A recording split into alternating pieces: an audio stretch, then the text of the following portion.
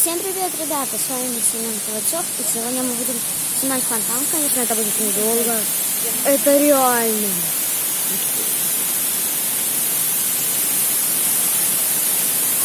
Это очень важно. По идее, надо показать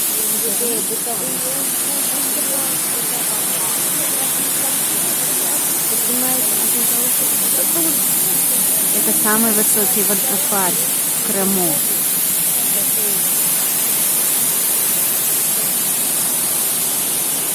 А налоговая база будет